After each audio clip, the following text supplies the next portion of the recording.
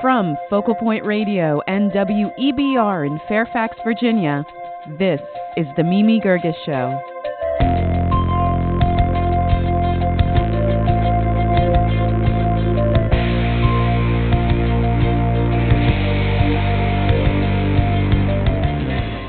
Years before her phenomenal success with the book The Secret Life of Bees, writer Sue Monk Kidd took some trips with her daughter, Anne. Each woman was at a crossroads in her life. Sue, facing her 50s, the onset of menopause, and a yearning desire to write fiction. Anne was in her 20s, newly graduated from college and wondering what to do with her life. Between 1998 and 2000, they traveled through Greece and France in search of themselves and each other. In a joint memoir called Traveling with Pomegranates, each of them shares their experiences in alternating chapters. Sue Monk Kidd and Anne Kidd Taylor join me in the studio. Ladies, welcome. Thank you. Thank you. Sue, what's the significance of the title? Why Pomegranates? Pomegranates figures very prominently in the myth of Demeter and Persephone, which became a very big deal for Anne and myself when we were traveling. We hadn't been in Greece more than 24 hours when we stumbled into the museum and were standing before this marble bas-relief of Demeter and Persephone. And they are the quintessential, mother and daughter. So that's one of the oldest mother-daughter stories in the world, probably. And Anne and I discovered that it was really our story in a way, in a kind of metaphoric, symbolic way. But the pomegranate is very big symbol in that story. Well, tell us the story quickly. I mean, this is a mother who essentially loses her daughter. Yes. It's about the Greek goddess Demeter, goddess of the earth, who loses her daughter Persephone, and she's sort of abducted into the underworld, and she mounts this passionate search for her daughter and mourns and grieves and laments and rages, where is my daughter? And she finally strikes a deal with the gods on Mount Olympus, and she gets her daughter back. So there is a beautiful reunion on the first day of spring. So we've used this story to explain why we have winter in the world. But I really think that this story is about all the ways mothers lose their daughters and daughters lose their mothers. But Persephone eats pomegranates. Yes, she does. She shouldn't have eaten them, actually. Well, even though they've got great antioxidants, by the way. Yes, pomegranate juice is great for you. But she did kind of unwittingly eat some pomegranate seeds in the underworld, which meant that she could only return to her mother for about half the year. So in a way, it symbolizes this sort of separate, independent part of herself. But Sue, why did that story resonate so much with you? I mean, did you feel like you were losing your daughter? I did. Anne had been away at college, and she had grown into this young woman that I barely knew. There had been a lot of emotional distance and silence that had grown up between us, unfortunately. I was very busy with my writing projects, and suddenly you realize that even when she left and went away to college, I didn't really pay attention that much. I chirped to my friends, the empty nest, it's so wonderful. But beneath that, I think there was really some letting go and some small grieving that had to be done that I didn't really attend to. And so then I found that we were at this crossroads where, I felt that I had lost her in some way. And Anne, what about you? How did that story resonate with you? The Demeter-Persephone myth, I really found a framework in that story that seemed to apply to my own life. And I think that's one of the greatest things about myths. They are so old and so universal and applicable to anyone and everyone. But that motif of loss and search and return, I was really going through that. I had lost a kind of plan for my life. It kind of fell apart. And I was really not only searching for what I was going to do with my life, I was searching for who I was. I just graduated from college, so I'm turned out into the world, and I'm asking those big questions. Who am I? What is this independence about? How am I going to navigate this? And it's funny that it's not just when you graduate college do you have those questions. It goes on. You can have that at any point age in your life. Yeah, I agree. when you suddenly decide, what am I doing? What am I supposed to do? Well, years ago you had traveled to Greece and you really fell in love with the country and the culture and the history, and you decided you were going to go to graduate school and study ancient Greek history. So what happened? Yes, I bonded with that dream and that plan for a whole year and really couldn't imagine a different outcome than it just happening. And I got a rejection letter in the mailbox one day, and it just leveled me. So I got very sad, very lost, very confused pretty quickly, and I think because I was so attached to that dream and what it had meant, and I was so attached to the country and the history, it was a pretty devastating loss for me. So when we go back to Greece, I'm really looking for almost lightning to strike twice, because, I was here before, I figured out what I was going to do, perhaps this could happen again. But I'd really felt I'd lost a connection to myself and really needed to find that again. And you didn't really feel like you could share that with your mom, even though you guys are quite close.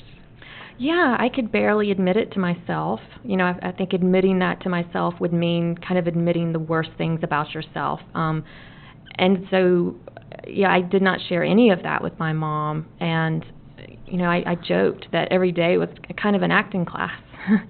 But I finally was able to do that. I had this feeling of, you say it out loud, you say it to your mother, and it becomes true, and you're accountable for it, and there's no going back.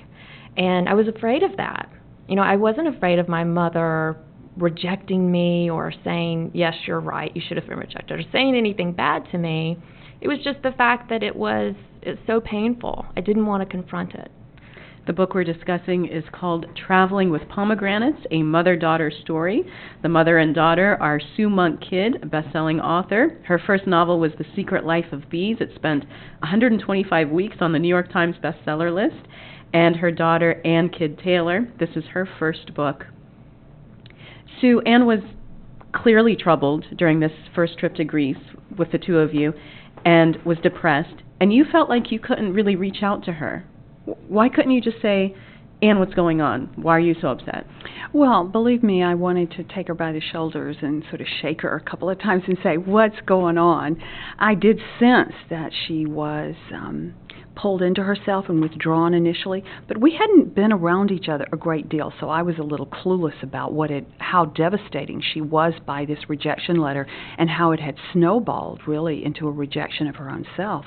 But when we got on the airplane and we're 8 hours captive in those seats together, I began to realize that something really was wrong, something was off, but I didn't quite know what it was. And here we are, we're supposed to be going over there to celebrate her graduation from college and my 50th birthday, which coincided that summer. And suddenly you're trying, denial is a great thing. You are just hoping that maybe this isn't the case, but and you want to kind of go on through the trip and make it the celebration you set out. But clearly it took several days for me for Ann and I to really talk. And I think that I was grappling with how much do I intrude into this? She's a young woman. Do I rip the lid off of this? She's clearly not ready to talk to me about it. When do I step in as her mother? How does the conversation need to shift between a mother and a daughter at this moment in her life? Am I the mommy and she's the little girl? What's going on? So I was sort of working out this in my own head. And really, I found throughout the memoir, there's that tension between how involved you're supposed to get in your grown daughter's life. And I think every mother really kind of grapples with that once their children are grown. Well, it's a real moment. I realized in Greece that we had to reinvent this relationship, that it had come to a natural time when a transition had to take place. And instead of continuing to relate in these strictly sculpted roles we had of mommy and little girl, we needed to change now and find a way to relate as two independent women who could become friends and communicate intimately. I mean, of course, you're always her mother and she's always your daughter, but something else had to happen too, and be sort of predominant. And I did realize that, so it was new to me, and I was trying to figure that out. But eventually, several days in, it all came out. And Anne, once it all came out, how did you feel? Relieved. Very relieved, because I was no longer the only person in the world who was carrying all of this.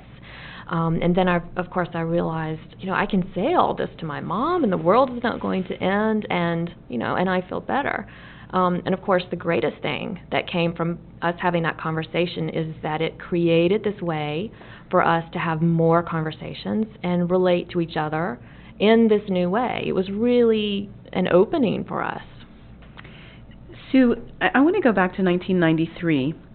You were in Greece, and you said a prayer in front of the statue of the Virgin Mary. Tell us about that. Well, actually, it wasn't a statue. It was an icon that was sitting in the branches of a myrtle tree. So it was a very strange setting, and I was struck by that. What was it doing out in the tree? Yes, exactly. What was it doing out in the tree? Usually in churches or homes. Yes, I think that was what captivated me, is that this icon of this beautiful dark-skinned Virgin Mary was outside and behind the church in a tree, really permanently propped in the branches.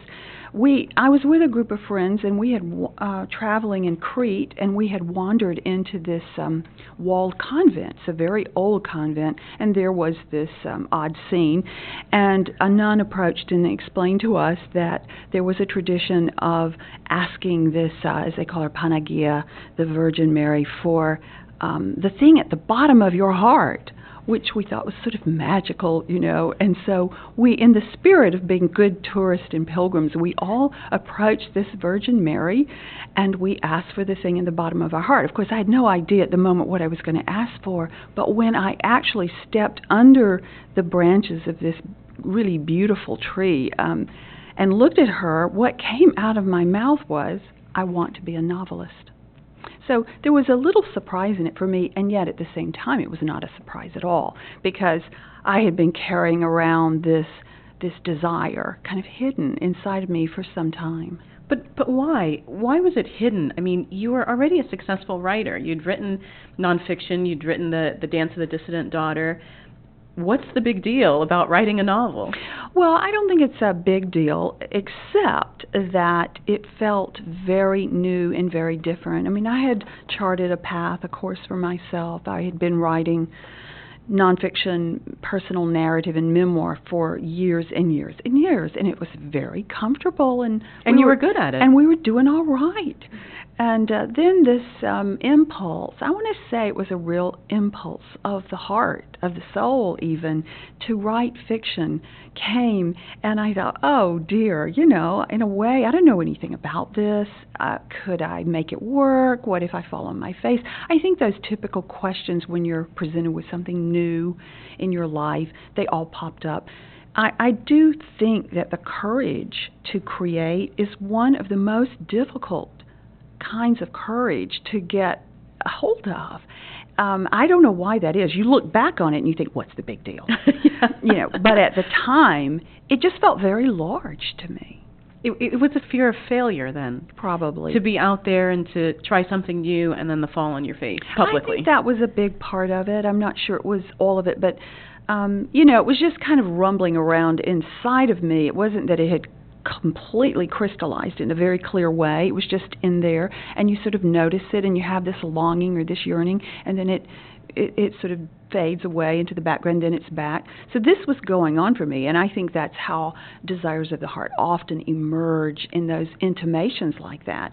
But suddenly, in Greece, standing under the tree, it all came together for me very clearly. Oh, this is really what I want to do, and this is part of that potency I'm looking for after 50. That's Sue Monk Kidd. She's with me in the studio, and also her daughter Anne Kidd Taylor. The book we're discussing is their dual memoir. It's called Traveling with Pomegranates, a mother-daughter story. St. Mary plays a large role in this book. Why? Yes, it was a big surprise to me. I grew up a Protestant in the South. Mary was a non-entity in that world, more or less.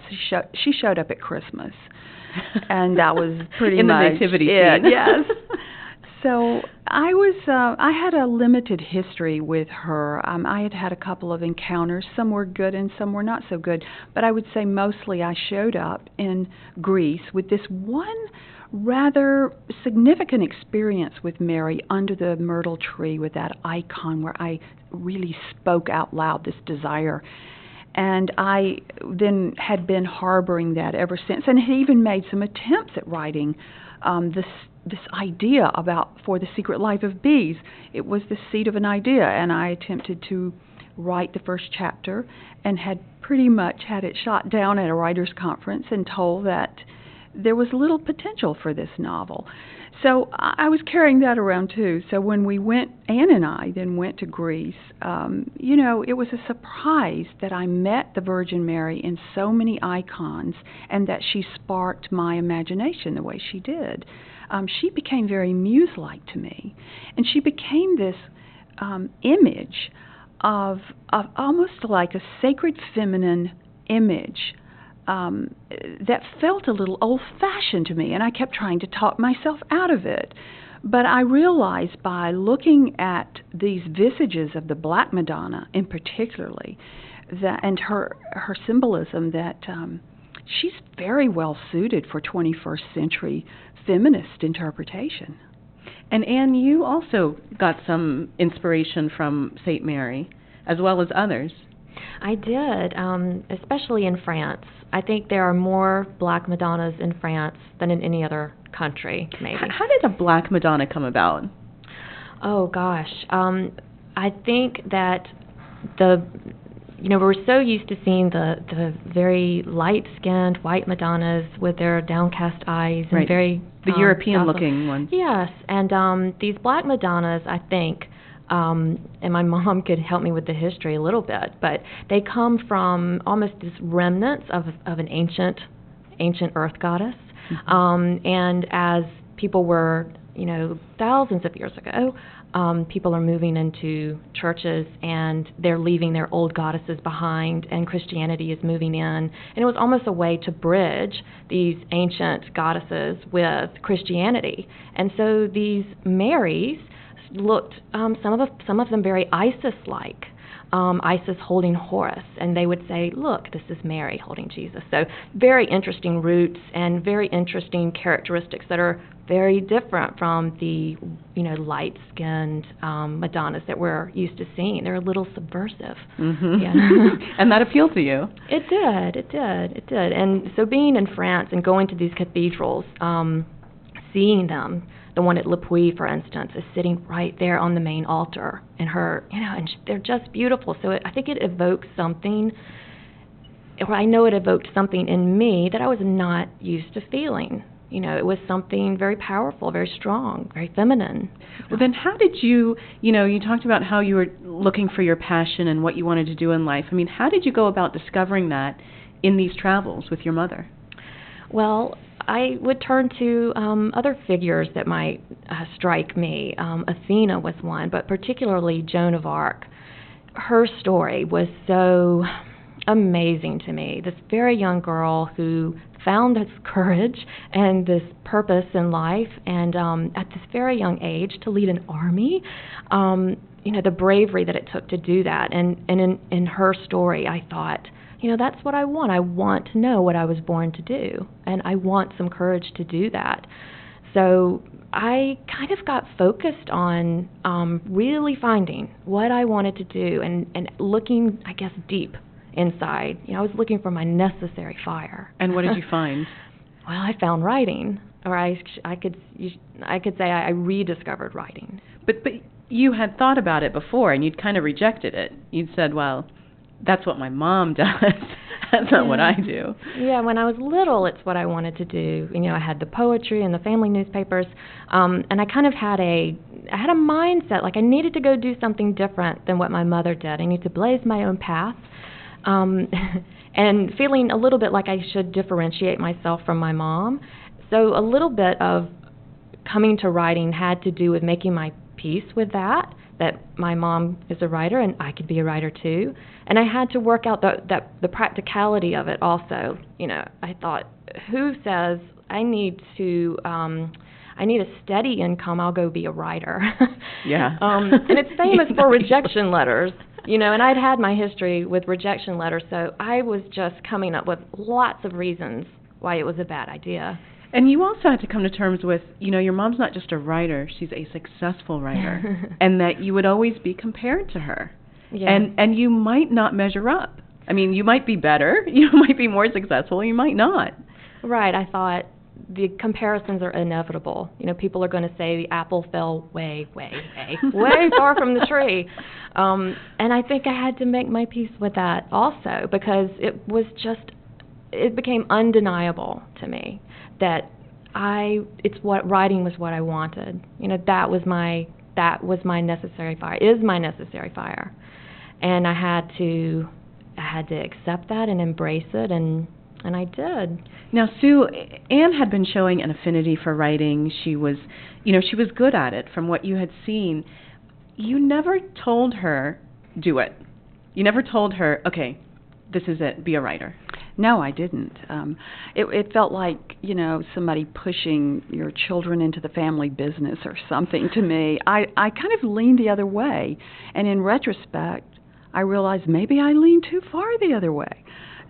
I took a total hands off. It's like she needs to find her own way. She needs to come to it herself. And I definitely think that's true. But maybe I could have been a little more encouraging when I look back. But I looked at Anne as a child and in her adolescence, writing all the time. And it seemed so organic, so innate to me. It was like looking at myself as I was a child, doing the very same things, the neighborhood newspaper and the journals with the diaries with the key and all of that. But yes, I think she asked me at one point, she said, are people going to think I'm going to be a writer because you're a writer? And I said, why would they think that? But of course, I get it.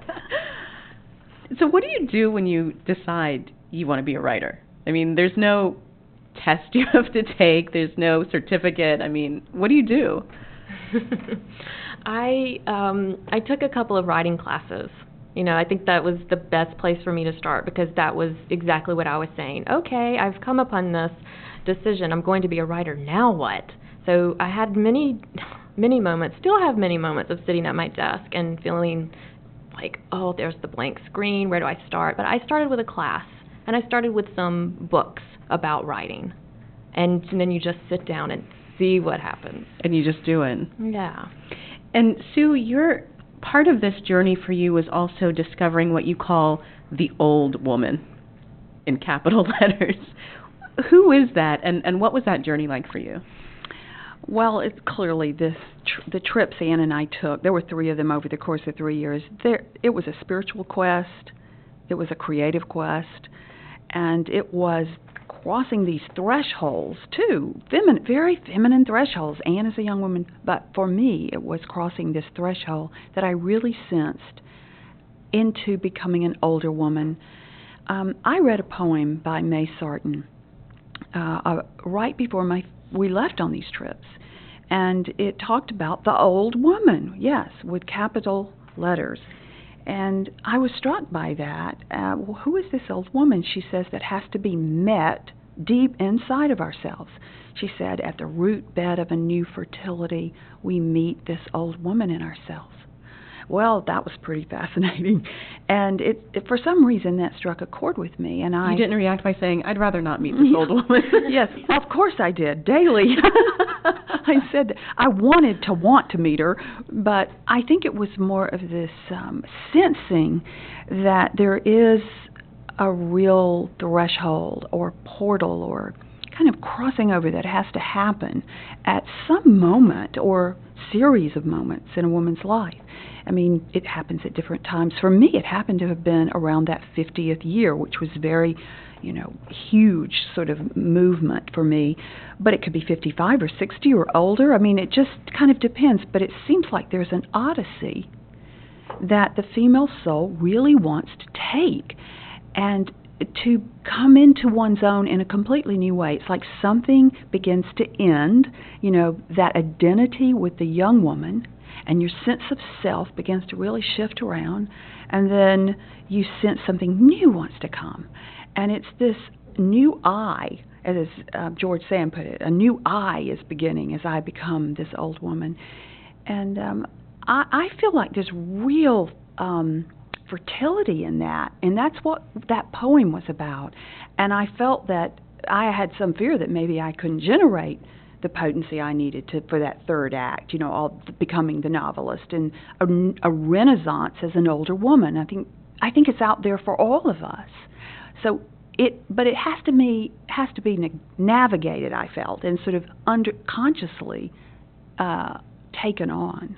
And you did that. I mean, you went on that kind of journey towards that old woman. Well, that's what those trips became for me, in part. I mean, certainly above all, it was about Anne and I rediscovering one another, but it was a large story going on in me about seeking that old woman. I mean, that was another part of the search. Not only had Persephone, my daughter, so to speak, sort of become lost to me, but my own young woman, that one inside, I guess you'd say, was becoming lost to me. And I had to go search for her as well as the old woman and discover them somehow together. But yeah, those trips were all about looking for her and moving through that portal into a new time in my life. And really that new time was the advent of your writing of fiction, and you finally did write this novel about the bees and the thing that was kind of buzzing around your head during these travels. You weren't expecting at all the success of The Secret Life of Bees. Not for a minute, no. Were you just being modest, or do most writers just think what they're writing is just kind of ordinary?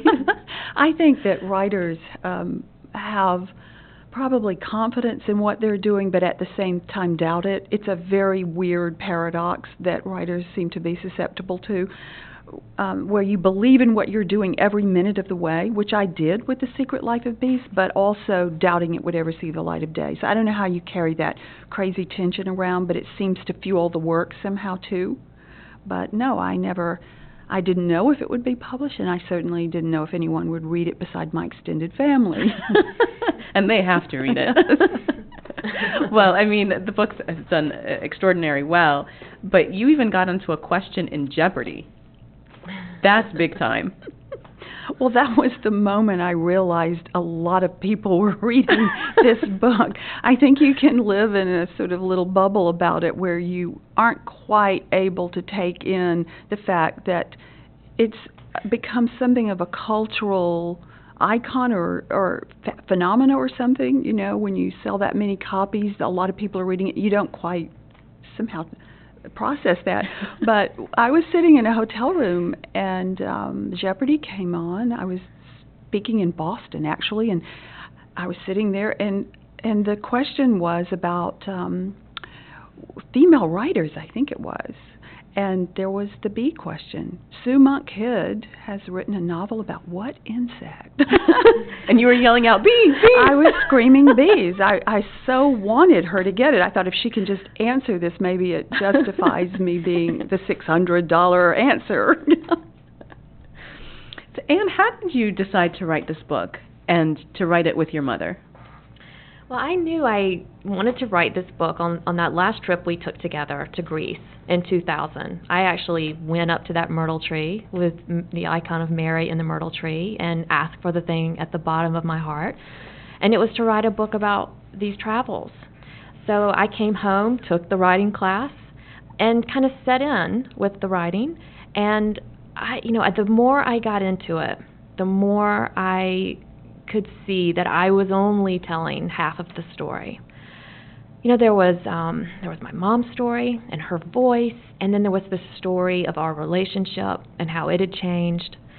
So I guess it was in 2003, I asked my mom if she wanted to write the book with me.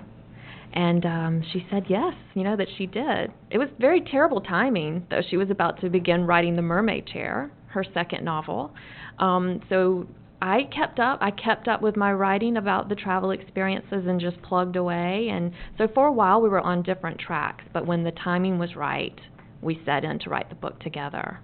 So, Sue, how did you, kind of react to that idea of writing this with Anne? Well, I was thrilled, absolutely thrilled. You wanted to do it, or did you just feel like you were just helping your daughter get started on her first project? Not for a second. I think as a writer, there is as much of a memoirist in me as there is a novelist, and having had this very profound experience in my life, those 3 years were I suppose maybe one of the most, if not the most pivotal period of time in my life, of changes happening to me creatively, spiritually, with my daughter, with myself. And I just wanted to write about it. I think as a memoirist, you want to be able to collect and articulate the truth of your experience. So that was in me, but I was working on my next novel very happily, and Anne had undertaken this project, and I was so happy about that. But I guess there was a part of me that was wishing, I wish I could do it. But so when she approached me about it, I leaped at that idea. Sue Monk Kidd, she's a best-selling author. Her first novel, The Secret Life of Bees, was adapted into an award-winning film in 2008. And her daughter, Anne Kidd Taylor, this is her first book. They're the authors of a joint memoir called Traveling with Pomegranates, a mother-daughter story. It's published by Viking. Thank you both so much for being on the show. It was our pleasure. Thank you. Up next, sociolinguist Deborah Tannen on how sisters talk to each other. You're listening to The Mimi Gerges Show on the web at mgshow.org.